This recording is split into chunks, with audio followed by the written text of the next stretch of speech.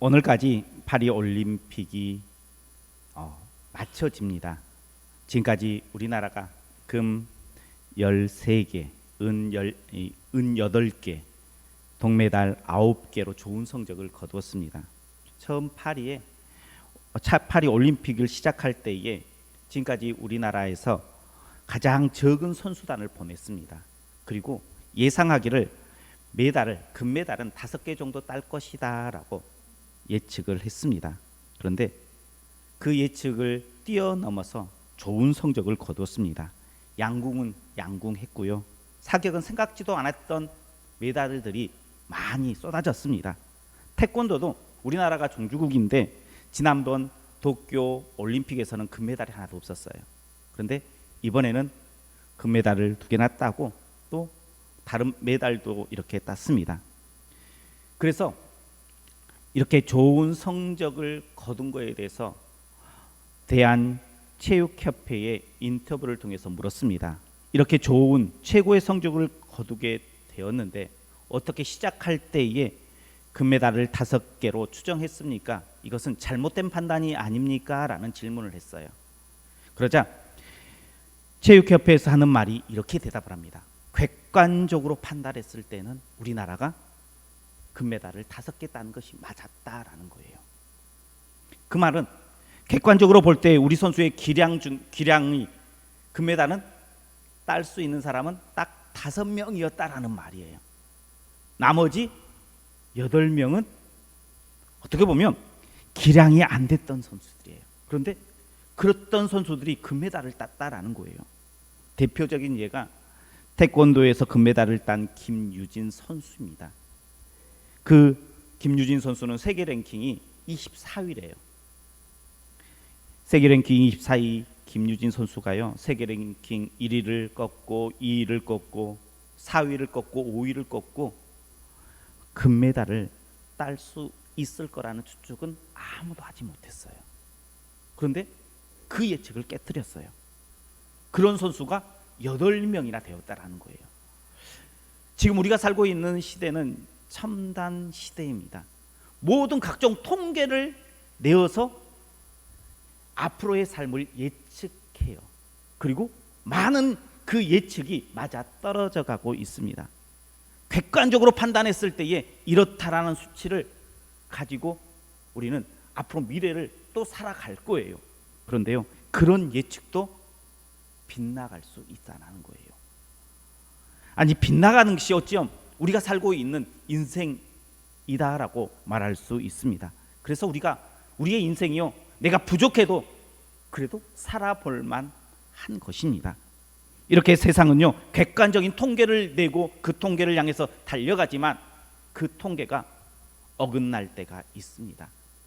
그렇다면 하나님은 어떨까요?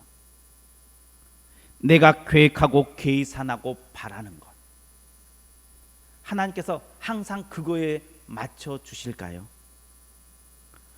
하나님은 우리의 계산과 어긋날 때가 참 많아요. 우리가 예측하고 쫓아가는데 그 예측한 결과가 아닌 다른 결과를 만날 때가 있습니다. 우리가 왜 그 예측에서 번번이 벗어나는 걸까요? 그것은요, 하나님의 능력을 우리가 다 알지 못하기 때문이에요. 하나님께서 어떤 일들을 계획하고 계시는지 우리가 알지 못하기 때문에 우리는 어긋날 수밖에 없어요. 그래서요, 우리 하나님을 믿는 믿음의 백성은요, 내가 계산을 해요. 내가 추측을 해요. 객관적으로 판단을 해봐도요, 안 될 것 같다라고 생각하는 그때도요, 하나님께 소망을 거두지 마세요. 하나님께 소망을 두면요, 하나님께서 하나님의 방법대로 역전시켜 주실 때에 역전시켜 주시는 하나님이신 줄 믿으시길 바랍니다. 하나님께서는요, 지금 우리에게 객관적인 판단으로 너희는 5개의 금메달이다라고 이야기하지 않으세요. 어쩜 우리에게 안 될 것 같은 그 8명의 금메달을 우리에게 기대하고 있어요. 예배를 드리는, 하나님 앞에 겸손히 나와 예배하는 우리 성도님들을 향한 하나님의 계획은 금메달인 줄 믿으시길 바랍니다. 우리 옆에 분들과 함께 인사하겠습니다. 하나님께서는 당신을 통해 금메달을 계획하고 계십니다.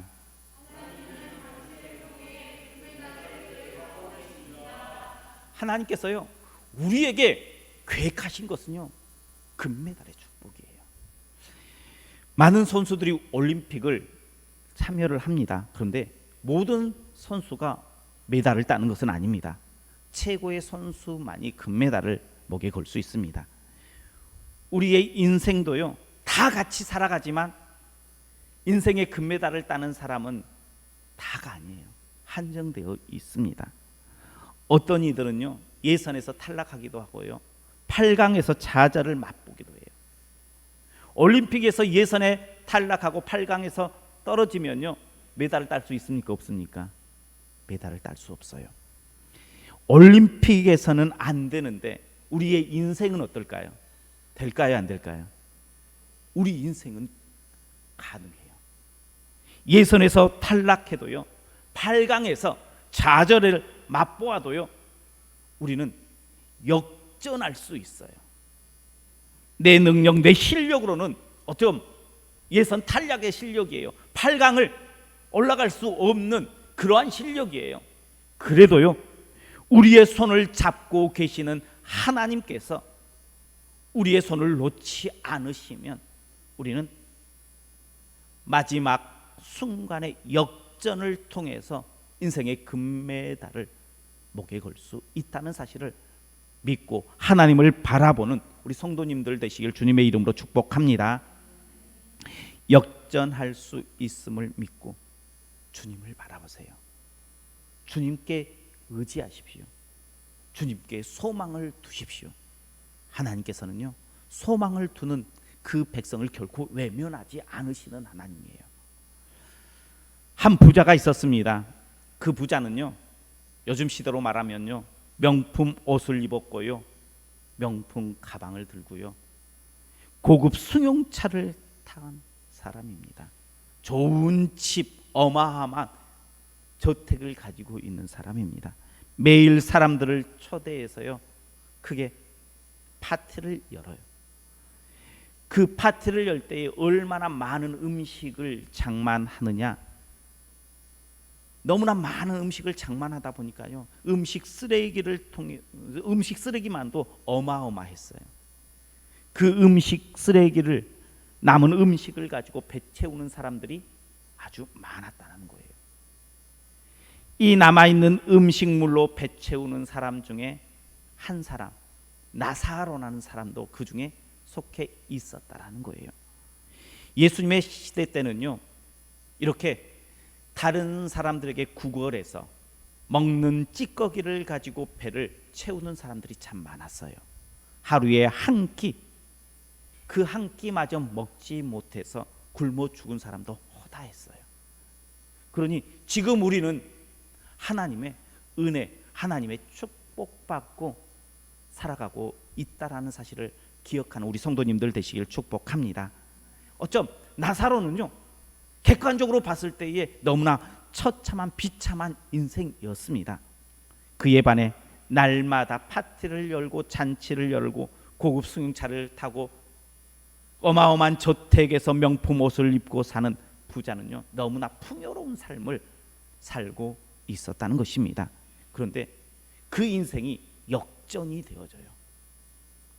거지 나사로도 죽고요, 부자도 죽음을 맞이합니다. 그런데 죽음 이후에 거지 나사로는 천국에 가서 평화로운 평안의 삶을 살아갑니다. 그에 반해 부자는요, 음부에서 고통을 받으며 살아가게 되었습니다. 인생 역전이 이루어진 것입니다. 인생 역전을 위해서 그러면 나사로는 어떤 일을 했을까요? 부자는 무엇을 놓쳤을까요? 우리는 그것을 한번 생각해 보아야 합니다. 그러면 부자와 거지 나사로 신앙생활을 했을까요? 안 했을까요? 어땠을 것 같아요? 이스라엘 백성들 나면서부터 무슨 신앙을 가져요? 하나님을 믿는 신앙을 가져요. 그렇다는 것은요, 처음부터 그들은 하나님을 알았다는 거예요. 하나님을 섬기는 백성이었습니다. 부자도 신앙을 가졌어요, 안 가졌어요? 신앙을 가졌을 거예요. 요즘 말로 하면 이 부자도 교회를 다녔어요. 하나님도 알고 아브라함도 알았습니다. 그렇다면 교회를 다녔던 이 부자는 왜 음부의 고통을 받아야만 했을까요? 구원은 어떤 사람이 받습니까? 어떤 사람이 구원받아요? 하나님께서 우리를 위해서 보내주신 예수 그리스도를 믿고 영접하는 자가 구원을 받게 되는 줄 믿으시길 바랍니다. 그래서 하나님 백성된 자가 구원을 받습니다. 그럼 이 부자는 교회를 다녔습니다. 그런데 하나님을 믿었을까요? 안 믿었을까요? 아마 스스로는 이 부자도요, 예배 시간에 나왔어요. 헌금도 했어요. 그래서요, 나는 스스로 생각하기를 하나님을 향한 믿음이 있다라고 생각하며 살았을지 모릅니다. 그러나 그의 실상은 하나님을 믿지 않는 모습이었다라는 거예요. 하나님을 믿는다는 것은 무엇일까요? 그것은요, 예배 자리에 나와서 앉아 있는 것이 하나님을 믿는 것이 아니에요. 하나님의 말씀이 내게 들어와서요, 이 말씀대로 살려고 발부둥 치는 게 하나님을 믿는 거예요. 예수님을 영접하는 것, 예수님을 영접해서 그리스도인으로 내가 살려고 발부둥 치는 것, 그것이 진짜 믿음을 가진 온전한 신앙생활이라는 거예요. 이 부자는요, 교회를 나왔지만 하나님의 말씀이 하나님의 말씀으로 들려지지 않았어요. 그것을 어떻게 알 수 있느냐? 하나님은요, 형제를 외면하지 말라라고 이야기합니다. 이웃을 사랑하는 것은요, 신약성경 예수님께서만 말씀하시는 것이 아니었어요. 구약에서도 이웃 사랑의 구절이 나와요. 레위기 19장 18절에 보면요, 원수를 갚지 말며 동포를 원망하지 말며 내 이웃을 사랑하기를 내 자신과 같이 사랑하라. 나는 여호와니라. 아멘. 이웃을 사랑하는데 어떻게 사랑하느냐? 내 자신 스스로를 사랑한 것처럼 사랑하라라고, 그들을 돌봐라라고, 그 이웃을 책임져라고 가르쳤어요. 하나님의 뜻이 거기에 있다는 거예요. 지금 이 부자가 누리는 그 풍요로움, 하나님께서 축복하시어서 누리는 그 풍요로움을요, 어떻게 하라는 거예요? 흘려보내서 힘들어하는 이웃에게 내려가야 된다는 거예요. 그런데 하나님께서 부어주신 그 풍요로움을 흘려보내는 것이 아니라 딱 내가 맞고 누구만 누린 거예요? 이 부자만 누리는 거예요. 옆에서 병들어가 죽어가고 있는 모습을 외면했습니다. 옆에 있는 이웃을 돌보지 않는 것이 죄다라고 말하고 싶지는 않아요. 그런데요, 하나님을 믿고 하나님을 사랑하는 사람은요, 하나님의 말씀을 귀담아 들어요. 그리고 그 말씀을 가지고 내가 살려고 힘써 노력하는 사람이에요. 하나님을 믿는다라는 것은요, 하나님의 백성 된다라는 것은요, 하나님의 말씀이 내 귀에 들려지면 그 말씀을 그냥 흘려보내는 것이 아니라 그 말씀을 붙잡고 내가 힘써 씨름하는 거예요. 그것이 믿음을 가진 믿음의 백성이라는 거예요. 주신 말씀을 한 귀로 듣고 한 귀로 흘려버리는 것이 아닙니다. 하나님을 온전히 믿는 사람은요, 그것을 말씀을 붙잡는 거예요. 내가 듣고 싶은 말씀만 듣는 것이 아니에요. 하나님의 말씀을 그대로 온전히 받아들이는 거예요. 그 부자를 생각하면 신앙생활을 참 잘해야겠다라는 생각을 다시 한번 갖게 해요. 그도요 교회를 나왔어요. 기도했어요. 예배 드렸어요. 헌금도 했습니다. 그런데요, 교회에 나와서 예배만 드리면 안 돼요. 교회에 나와서 기도만 하면 안 돼요. 교회에 나와서요, 내가 할 것만 하면 안 돼요. 예수님을 믿고 그리스도인이 된다는 것은 표가 나야 돼요. 내 삶의 자리에서 표가 나야 됩니다. 삶의 현장 가운데에서 그리스도인의 그 모습이 묻어져 나와야 된다는 거예요. 그것이 진짜 믿음의 백성의 삶이다라는 거예요. 위로 받아야 할 사람이 있으면 위로해 줘야 되는 거예요. 도와줘야 될 사람이 눈에 보이면 도와주는 거예요. 굶주리는 사람이 있으면요, 먹을 것을 줘야 된다라는 거예요. 그냥 보고 지나가는 것이 아니에요. 나와 다른 모습이니까 외면하는 것이 아닙니다. 그들에게 다가가는 거예요. 나의 성공만을 기뻐하는 것이 아니라 저 멀리 홀로 눈물 흘리고 있는 그들을 손을 잡아주는 것이 신앙이라는 거예요. 신앙은 나만 잘 되는 것이 아니라 받은 만큼 받은 은혜를 그들에게 흘려보내주는 것이 진정한 신앙인 줄 믿으시길 바랍니다. 그리고 그 부자를 생각하면요, 다 때가 있음을 생각해 보게 됩니다. 부자는 항상 잘 될 거라 생각했습니다. 항상 풍요로울 거라고 생각했어요. 어쩌? 죽음 이후에도요 풍요로울 거라고 생각을 했어요. 그래서 그냥 막 살았습니다. 그런데 죽음 이후에 모든 것을 다 잃고 회개합니다. 나를 도와주십시오. 나를 건져주십시오. 회개하지만 그 회개가 받아들여지지 않아요.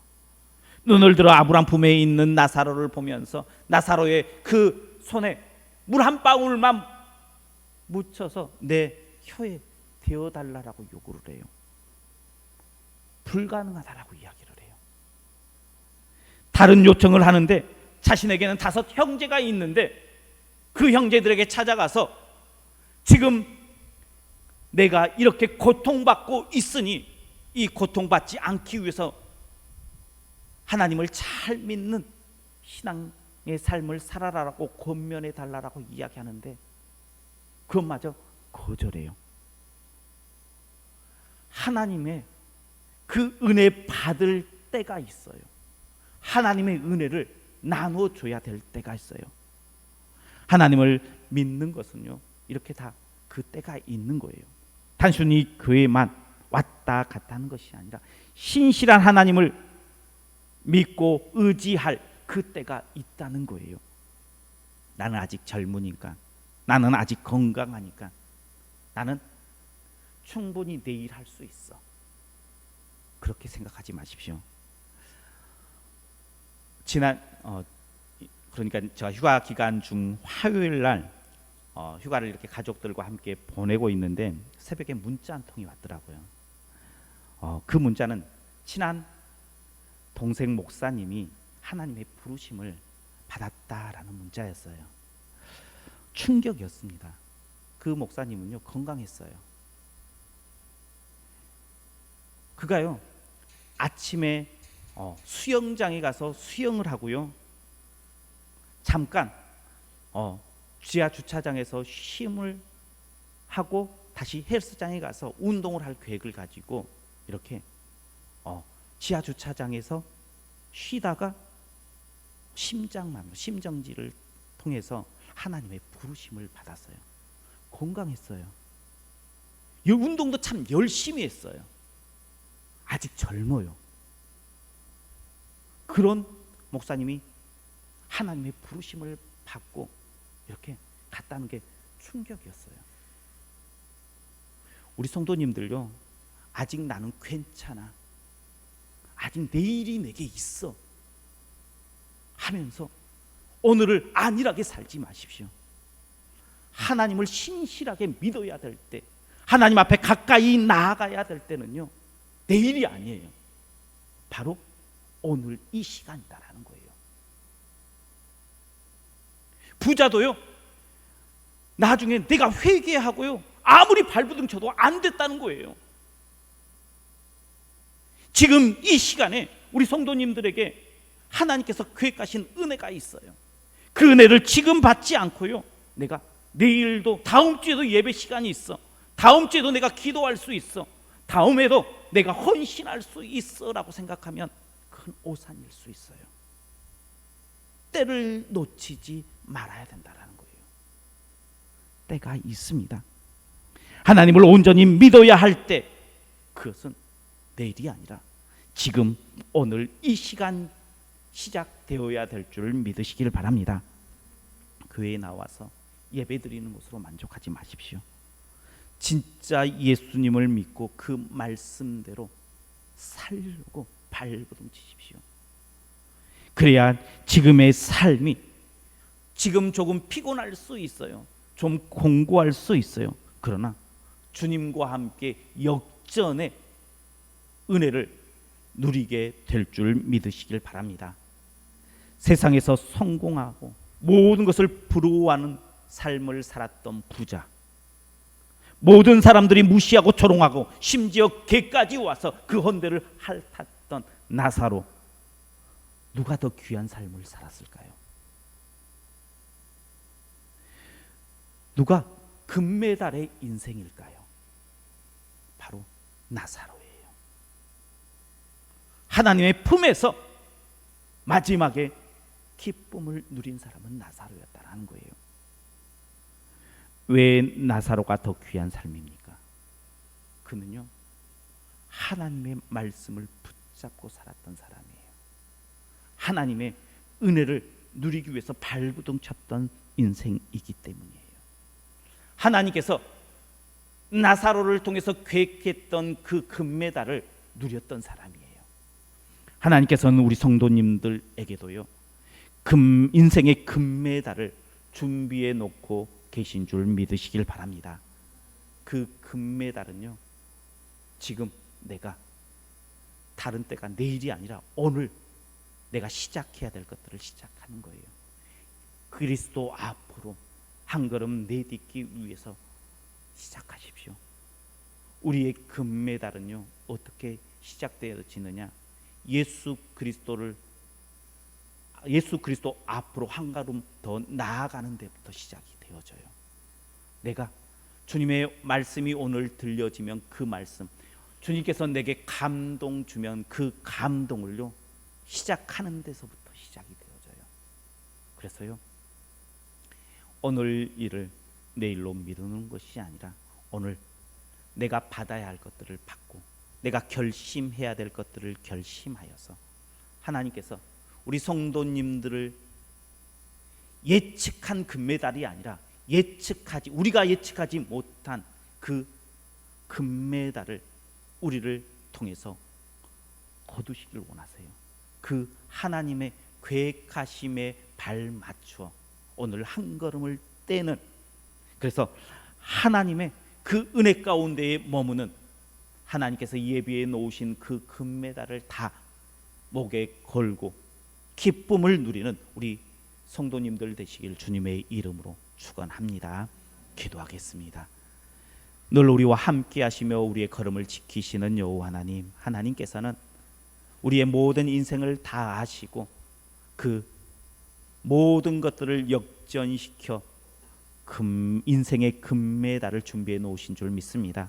이제 그 금메달에 한 걸음 더 나아가기 위해서 오늘 들려주시는 그 말씀에 결단하고 하나님께서 감동시켜 주시는 그 감동을 결단함으로 하나님 앞으로 더 나아가 하나님께서 예비해 놓으신 그 인생의 금메달을 목에 걸고 기뻐하며 감사하며 살아가는 우리 모든 믿음의 백성들 되게 하여 주옵소서. 예수님 이름으로 기도하옵나이다. 아멘.